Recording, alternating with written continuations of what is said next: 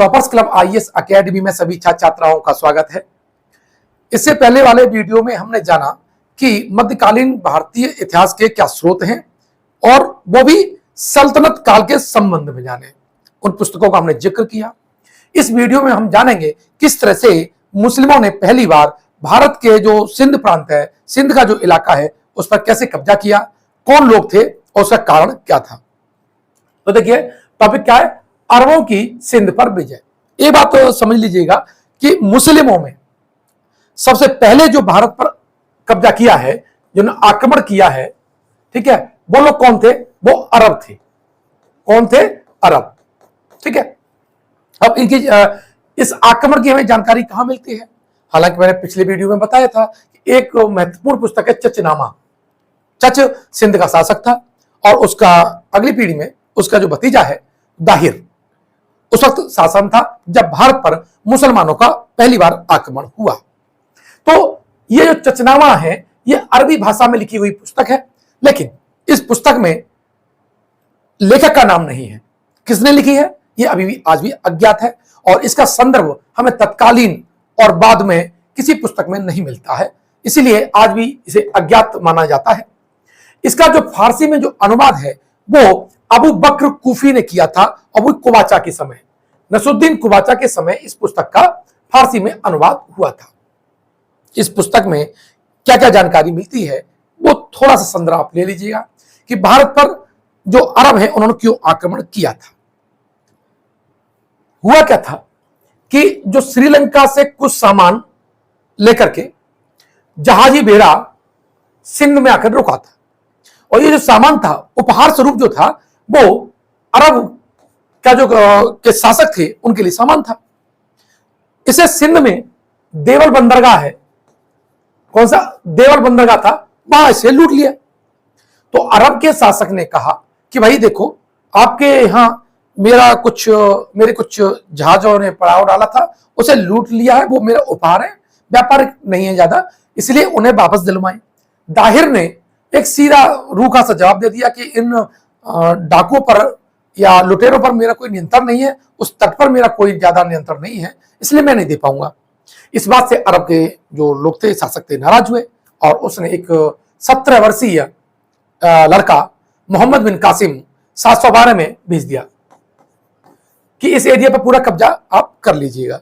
तो ये जो मैंने आपको बात बताई, ये सारी की सारी जानकारी आपको चचनामा नामक पुस्तक में मिलती है। अब यहां से एक बात और समझने की जरूरत है कि अरबों ने अगर सिंध पर आक्रमण किया तो इसका अर्थ यह है कि भारत उस वक्त स्थल मार्ग से या जल मार्ग से इन इलाकों से तो जुड़ा ही होगा।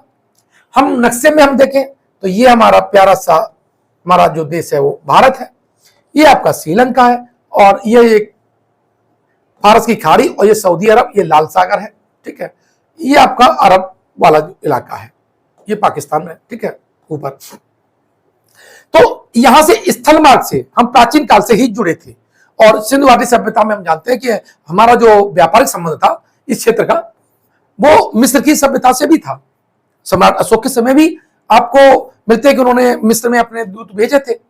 तो ये एरिया हमसे अननोन नहीं था, वेल नोन था, हमारे अच्छे से व्यापारिक संबंध थे, ठीक है। तो ये बात आपको समझने की जरूरत है। लेकिन ये थे कौन से? ये 4 मार्ग थे। कितने थे? 4 मार्ग थे। एक जल मार्ग था और 3 स्थल मार्ग थे। इस तरह से आप देखें तो एक तो ये आपका फारसी खाड़ी से है और ये जल मार्ग है और बाकी क्या है? स्थल मार्ग है। दर्रे कौन कौन से थे स्थल मार्ग में? खैबर दर्रा था, बोलन दर्रा था और मकरान तट के किनारे किनारे था। कौन सा था? मकरान तट के किनारे किनारे। और जल मार्ग तो आप तो जानते ही हैं, अरब सागर से होते हुए भारत में इनका प्रवेश था। इस तरह से 4 मार्गों को आपको डायग्राम में जरूर रखना चाहिए। मेंस की दृष्टि से भी ये डायग्राम बहुत महत्वपूर्ण रहता है। जब ये चित्र बना देंगे आप तो आपके आंसर राइटिंग में दम आ जाएगी, अच्छा इफेक्टिव दिखाई भी वो देगा। अब यहां देखो, अरबों ने जो आक्रमण किया, सिंध पर जो आक्रमण किया, उनकी सेनाओं ने 4 मार्गों का प्रयोग किया था। कुछ सेना आपके अरब सागर होते हुए आई जो हेल्पिंग थी, और बाकी सेना टुकड़ी टुकड़ी में आपके स्थल मार्ग से आई थी। लेकिन इससे पहले हम देखते हैं क्या इससे पहले कोई प्रयास हुआ? तो 636 ईस्वी में जो खलीफा उमर थे, इस्लाम के जो खलीफा हैं, और उन्होंने जो बंबई है, आज जो बंबई है वहां आज थाना है, ये जो क्षेत्र है, उस क्षेत्र पर आक्रमण करने के लिए छोटी सी एक टुकड़ी भेजी थी। क्या थी? एक छोटी सी टुकड़ी भेजी थी, लेकिन हालांकि वो उसे जीत नहीं पाए, और ये एक तरह से व्यापारी बेड़ा था। क्या था? व्यापारी बेड़ा था। तो इसलिए आक्रमण इसे नहीं माना जाता है, लेकिन प्रयास तो हुए थे। आक्रमणकारी कौन है? पहला 712 में मोहम्मद बिन कासिम। कौन है? मोहम्मद बिन कासिम है। अरबों के आक्रमण का कारण क्या था कि खलीफा वलीद और इराकी गवर्नर हज्जाज के तोहफे और भेंट वाले जहाज को देवर बंदरगाह पर लूट लिया गया था। कहां पर? देवर बंदरगाह पर। तत्कालीन सिंध का शासक कौन था? तब दाहिर था। और सिंध की तत्कालीन लुटेरी जो जातियां थी वो थी भेड़, तनगामार, कुर्क और संगार। ये चारों की चारों बहुत इंपॉर्टेंट है ना। इन चारों का जो जिक्र है वो चचनामा में हुआ है। किसने लूटा ये तो क्लियर नहीं है, क्योंकि उसकी आगे जांच नहीं हुई, लेकिन ये चारों जातियां लुटेरी रूप में यहां पर तट पर लूटमार करती थी, उपद्रव करती थी, इसलिए इनका उल्लेख किया गया है। अब मीर कासिम का आक्रमण समझ लें, 712 ईस्वी में हुआ। यह मकरान तट के रास्ते आया था। यह कई बार प्रश्न आ चुका है कि मोहम्मद बिन कासिम जिसने भारत पर पहली बार आक्रमण किया, पहला मुस्लिम आक्रमणकारी है, वो कैसे आया? तो वो मकरान के रास्ते सिंध आया था, और वहां पर उन्हें बाकी जाति मिली, जाट, कौन? और मेड़। इनसे वार्तालाप किया, और इन दोनों जातियों के संबंध आपके दाहिर से अच्छे नहीं थे, बौद्धों के भी, क्योंकि वो एक तरह से इनके प्रति अत्याचारी था, और चूंकि जातिवाद और जो नस्लीय जो भेदभाव था उसके मामले में वो इनसे थोड़ी नफरत करता था। तो ये जातियां क्या थी? उससे नाराज थी। रावण के युद्ध में दाहिर को क्या हुआ? मोहम्मद बिन कासिम ने पराजित कर दिया, क्योंकि जाट और मेरों ने किसका साथ दे दिया था? मोहम्मद बिन कासिम का साथ दिया था। ब्राह्मणाबाद में दाहिर के लड़के जयसिंह ने इस्लाम धर्म को कबूल कर लिया था। यही प्रश्न आ गया था कि दाहिर के लड़के ने इस्लाम ग्रहण किया था, उसका नाम क्या था? तो उसका नाम था जयसिंह है। दाहिर की दूसरी विधवा थी रानी लाड़ो, उसने संघर्ष किया। क्या है?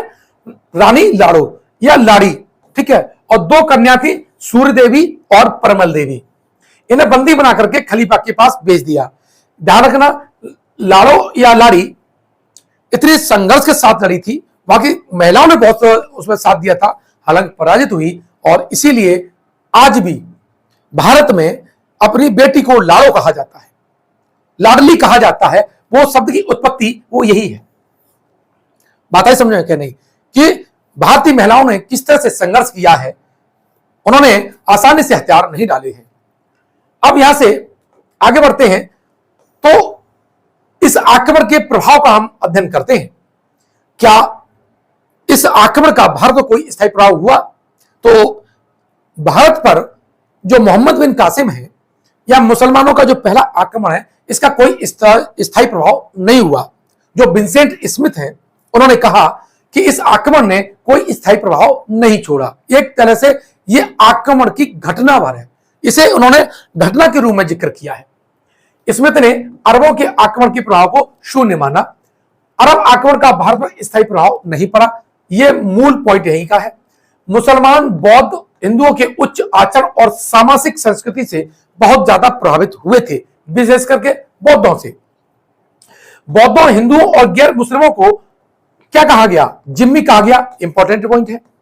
भारतीय क्षेत्र में सर्वप्रथम जजिया कर लगाने वाला व्यक्ति जो है वो मीर कासिम था, और ये जो जजिया कर लगाया गया जिम्मियों पर लगाया गया था। हिंदसा जिसे अंक कहते हैं, उससे जो परिचय मुसलमान हुए, अंकों से जो मुसलमान परिचित हुए, उसमें भारत का योगदान है। अर्थात ये गिनतियां उन्होंने हमसे सीखी, इसलिए इन्हें क्या कहा जाता है? हिंदसा कहा जाता है। खुसरो के समय पंचतंत्र का फारसी में अनुवाद किया गया, जो 9 सीरवा नाम से विख्यात है।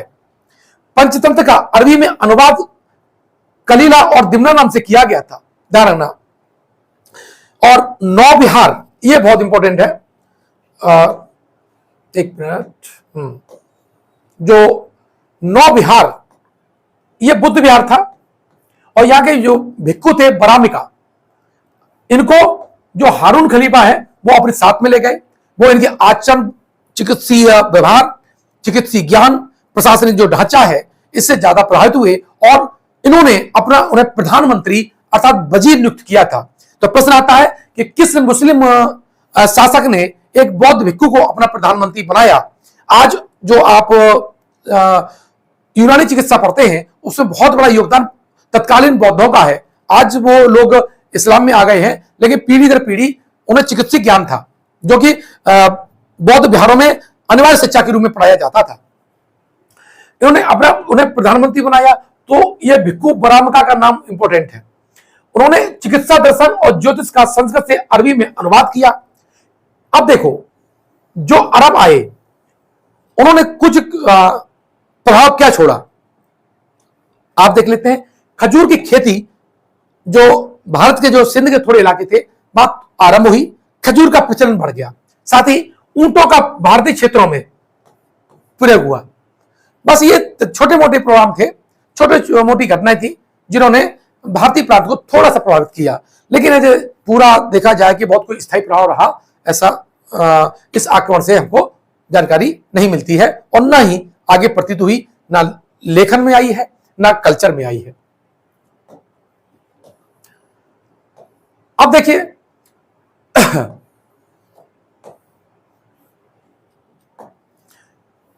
तो ये इस वीडियो के माध्यम से मैंने ये आपको बताया कि सिंध पर आक्रमणकारी कौन था। वो मोहम्मद बिन कासिम था। कब आक्रमण किया उसने? 712 ईस्वी में किया, ठीक है। और इस आक्रमण से भारत में खजूर की खेती और ऊंट का प्रयोग बढ़ा था। तो इस वीडियो में आप इतना ही जानेंगे। कल जो नेक्स्ट वीडियो है उसमें हम जानेंगे महमूद गजनवी का भारत पर आक्रमण, जो उसने 17 आक्रमण किए, उनके क्रम से अध्ययन करेंगे। और जो चौथा वीडियो होगा उसमें होगा मोहम्मद गौरी की भारत विजय।